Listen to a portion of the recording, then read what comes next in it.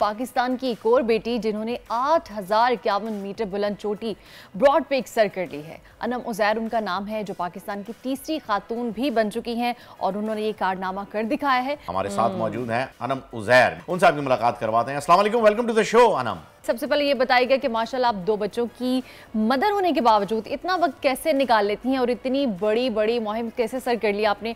किस तरह की सपोर्ट मिलती है घर से आपको?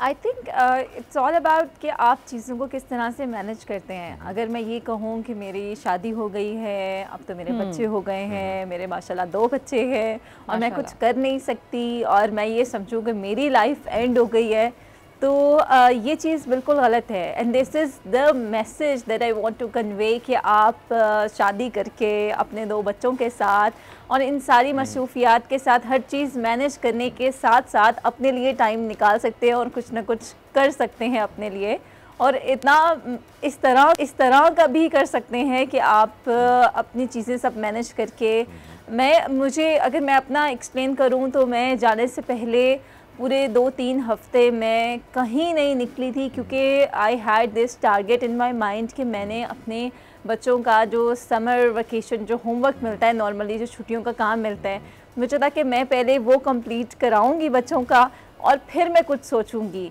मैंने इस एक्सपीडिशन के बारे में कुछ नहीं सोचा, इसके बारे में ना बात की ना इसकी कोई कुछ मैंने ऐसा नहीं सोचा, सिर्फ मेरे माइंड में होमवर्क था।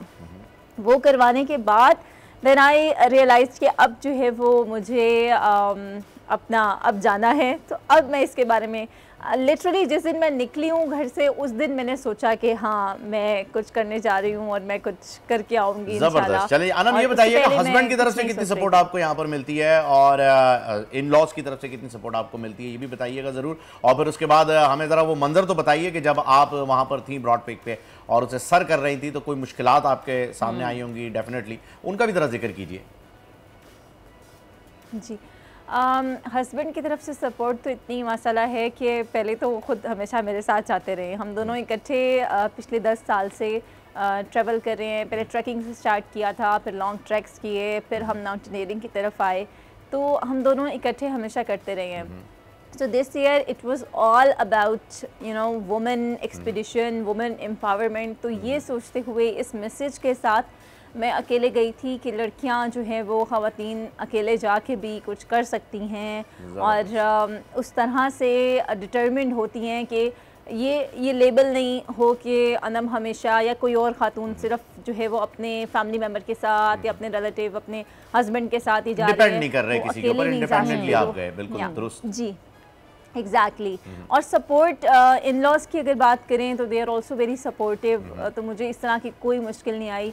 मेरी अम्मी जो हैं वो बच्चों के साथ उन्होंने उनको मैनेज किया मेरे पीछे से, और मतलब अल्हम्दुलिल्लाह मेरे पास सपोर्ट बहुत है, शुक्र है अल्लाह का। चले ज़बरदस्त, क्योंकि हमारे माशरे के अंदर ज़्यादातर तो जो है वो घरों से ही जो है वो इतने ताने मिल जाते हैं कि ये तो पहाड़ों पे चढ़ती रहती है, रोटी क्या बनाएगी, हांडिया क्या चढ़ाएगी। तो ये हमारा एक कल्चर डेवलप हुआ है, लेकिन माशाल्लाह बहुत अच्छी बात है कि अब ये चीज़ें बदल रही हैं।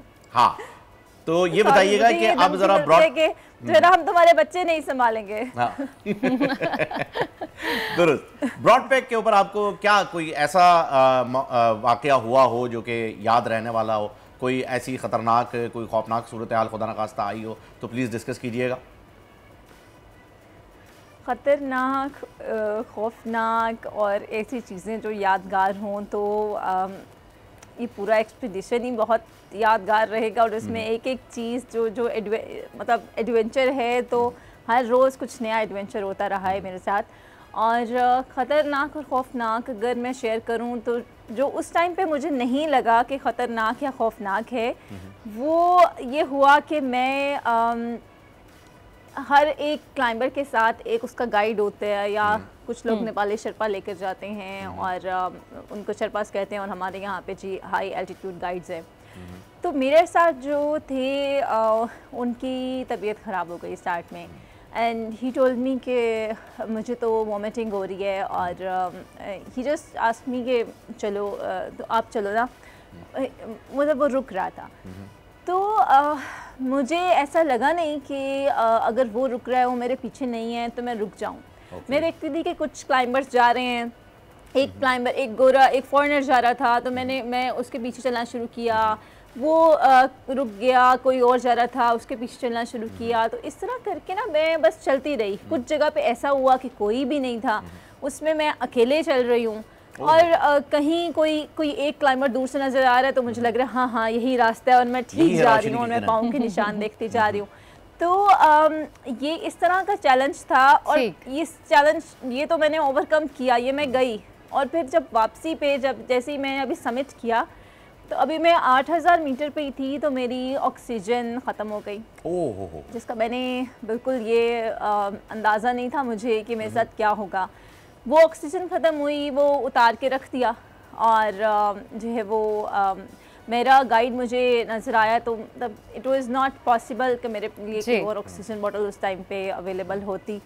तो मैं वो डेथ जोन से विदाउट ऑक्सीजन जब मैंने चलना शुरू किया, विदाउट गैस जो है वो आप विदाउट ऑक्सीजन वहाँ सर आई हैं। बहुत बहुत शुक्रिया अनम आपका। इंशाल्लाह दोबारा जो है चोटी सर करके आएंगी तो आपको और आपके हस्बैंड को हम इन स्टूडियो जो है वो इन्वाइट करेंगे और मजीद आपसे जो है वो गुफ्तगू करेंगे। सब्सक्राइब करें और बेल दबाएं ताकि कोई खबर रह न जाए।